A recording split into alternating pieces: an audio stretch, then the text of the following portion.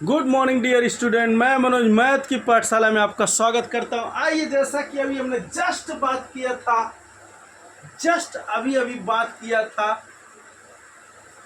कि direct inverse में हमको x1 x2 y1 y2 इस तरह से कुछ क्वेश्चन आ जाएंगे तो हम कैसे निकालेंगे।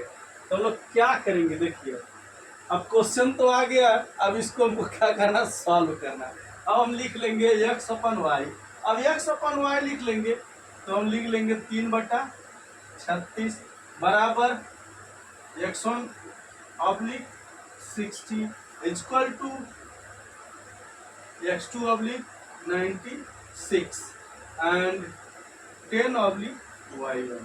अब इस तरह से दे रखा है तो हमको क्या करना है, x1 x2 इस तरह से सारे लोग की वैल्यू निकालना। और वैल्यू कैसे निकालेंगे आप देखिए, सिंपल सा प्रोसेस, इस प्रोसेस को फॉलो करिए।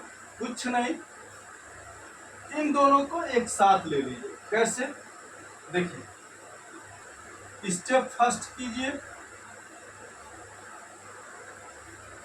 x1 ऑब्लिक 60 इक्वल टू, या फिर लिखिए 3 oblique 36 equal to x1 oblique 60। अब देखिए बहुत कायदे वाली बात है, 3 बार m 36 कट जाएगा।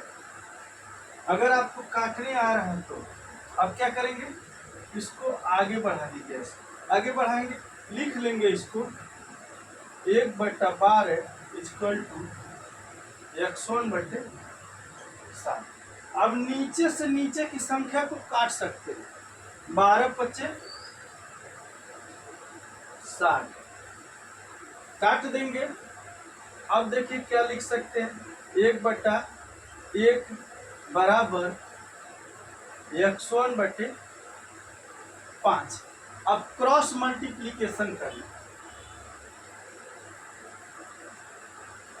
ये आपका पहला तरीका हो गया, मतलब थोड़ा सा एडवांस तरीका, पहला तरीका। अब क्या करेंगे, 5×1 इक्वल टू x1, यानी x1 की वैल्यू क्या आ गई, 5 आपको मिल गई। अब अगर यही तरीका दूसरे रूप में अपनाना है, अगर इसी तरीकों को आपको दूसरे रूप में अपनाना है, दूसरे रूप में समझना है, तो उसके लिए आपको क्या करना है, कि पहले ही क्रॉस मल्टीप्लिकेशन कर लेना। कैसे, देखिए ये आपका सेकंड तरीका क्या है, 3×60 कर लीजिए बराबर 36×x1 कर लीजिए। ठीक, अब x1 निकालने के लिए दिख रहा है कि नहीं, पहले भी तो देखना है दिख रहा है कि नहीं। हाँ दिख रहा है। अब x1 निकालने के लिए क्या करना है, आपको x1 निकालना है तो क्या करना है, 36 को इधर ट्रांसफर कर देना, यानी 3×60/36 बराबर 100। अब काटिए, 3×12 = 36, 3 × 3 = 36 और 12×5 = 60। क्या वैल्यू है x1 का, यही तो मैंने पहले भी निकाल दिया। अब ये आ गया x1 की वैल्यू। इसी तरह सेम टू सेम निकालना है x2 की वैल्यू, x3 की वैल्यू सेम टू सेम निकालना है, अलग कुछ नहीं करना, सेम टू सेम निकालना है। अब इसको हम लोग क्या करेंगे, अब x2 की वैल्यू निकालेंगे। कैसे निकालेंगे, देखिए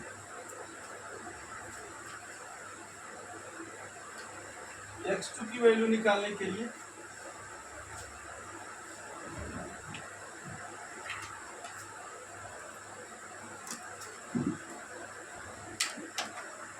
अब x2 की वैल्यू निकालेंगे, हम लोग क्या करेंगे, स्टेप 2 में 3/36 equal to x2 upon 96। Step 2 में हम जब निकालेंगे, अब पहला इस तरीका जो मैंने बताया था, 12 तिया 36, 12 बटे 96, यानी कि x2 की वैल्यू क्या आएगा जी, क्रॉस मल्टीप्लिकेशन करेंगे आप तो 8 आ जाएगा। ठीक है। अब जो दूसरा तरीका हमने बताया था, दूसरा तरीका या 3/36 करिए इक्वल टू x2 बटे 96 करिए, क्रॉस मल्टीप्लिकेशन कर लीजिए। Cross multiplication 3 into 96 is equal to 36 into x2। अब x2 की वैल्यू फाइंड करने के लिए x2 equal to 3 into 96 oblique 36, फिर काटिए 3 बराइयम 36, 12 बटे 96, यानी x2 की वैल्यू 8, x2 की value 8। Same to same procedure से जैसे मैंने बताया था, उसी प्रोसीजर से ये सारे क्वेश्चन वन बाय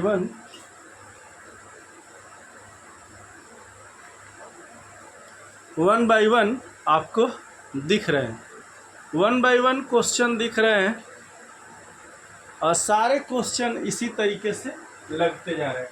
तो x2 की वैल्यू हो गई। अब हमको फाइंड करना है y1 की वैल्यू। y1 की वैल्यू फाइंड करना है तो सेम प्रोसेस हो जाएगा। जब अगर क्वेश्चन में लिखा है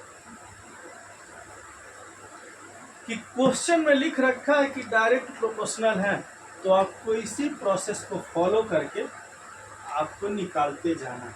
आप कैसे निकालेंगे देखिए,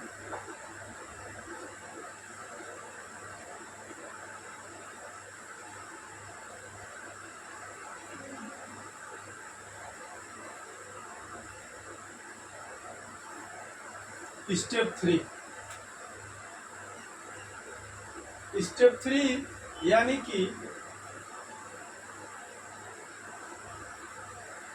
3/36 इक्वल टू 10/y1। अब इसको निकालने के लिए हम क्या करेंगे, सेम प्रोसेस फॉलो करेंगे।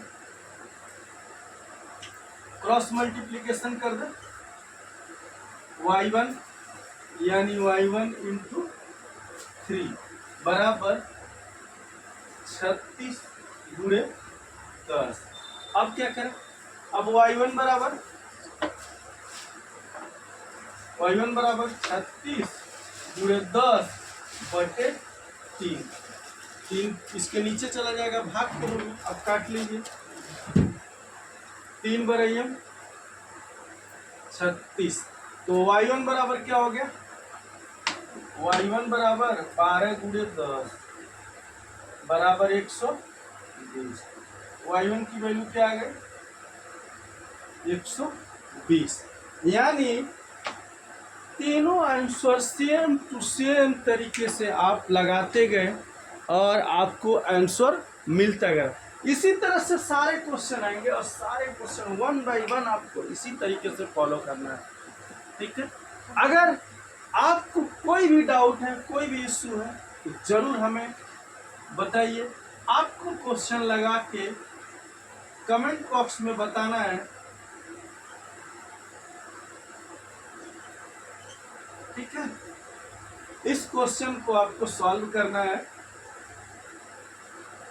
और इस क्वेश्चन को सॉल्व करके हमें आंसर कमेंट बॉक्स में कमेंट कीजिए।